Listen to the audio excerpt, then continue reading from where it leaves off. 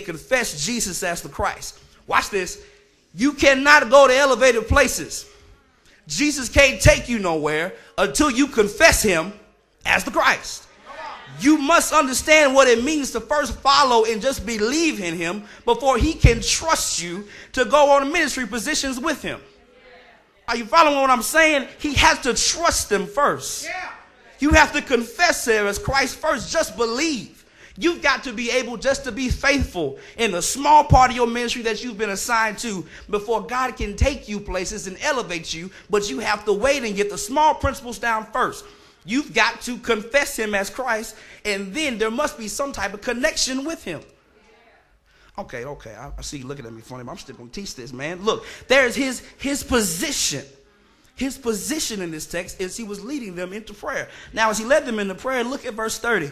And behold, two men were talking with him, and they were Moses and Elijah, who appearing in glory were speaking of his departure, which he was about to accomplish at Jerusalem. These two men are very important.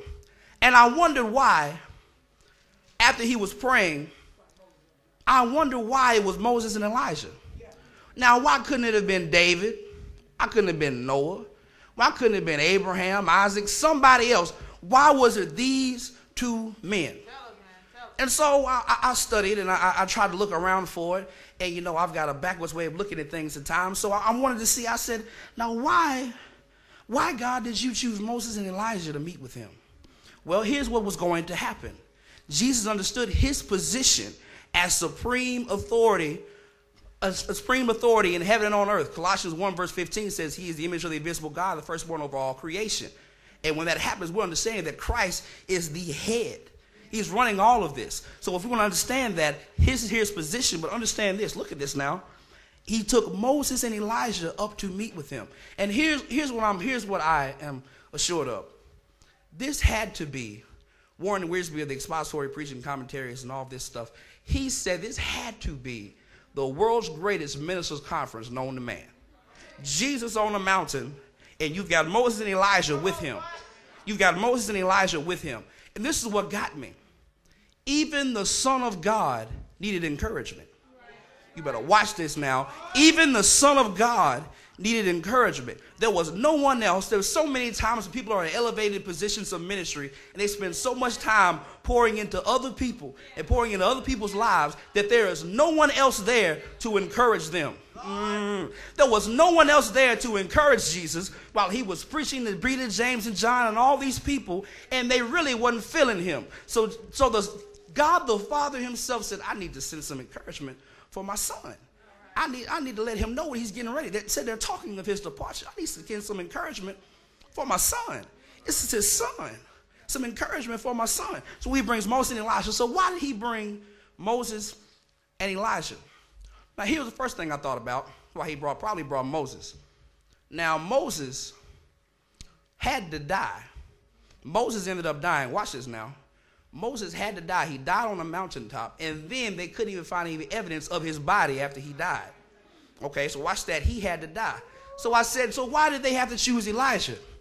Elijah had his thing going on, and he ascended into heaven. No evidence of his body.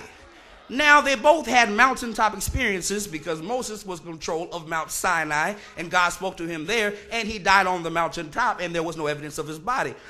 Elijah was also on the mountaintop, and you couldn't see what was going on, and he was calling everybody in, and he ended up ascending into the heavens. So I saw the encouragement looking like this, Rodney. I saw the encouragement, God saying, you need to know. God the Father is telling the Son, you need to know what it looks like to die and to ascend. You know what it looks like to die and to ascend, because you have to accomplish all those things at the same time.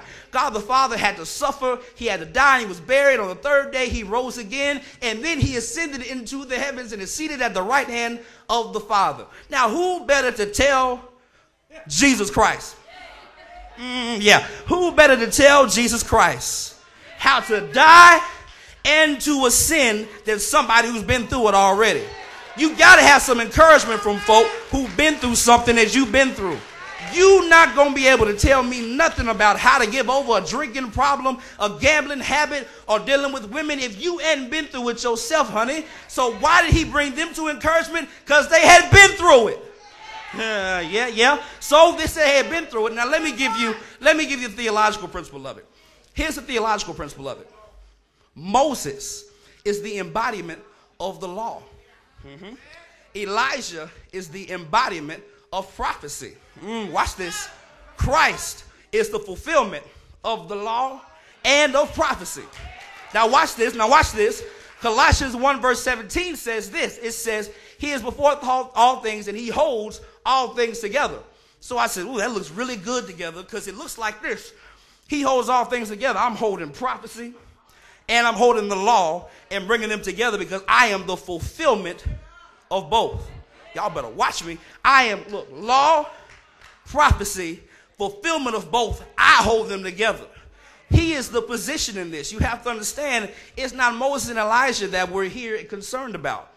We're readjusting your focus to Jesus.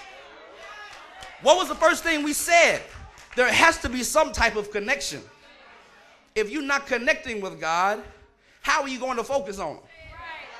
If you hadn't talked to him all this week and waited till Sunday morning to come talk to him, how you going to connect with him? Man, I got to hurry up. My time's almost short. Look here now. But watch this. Here's what's really cool about it. Watch this. He says they came to talk about his departure. In the King James, I believe it says decease. Now, that does not mean to die. The word departure in the Greek is the word exodos or exodus. Who better to talk to Jesus about Exodus than Moses?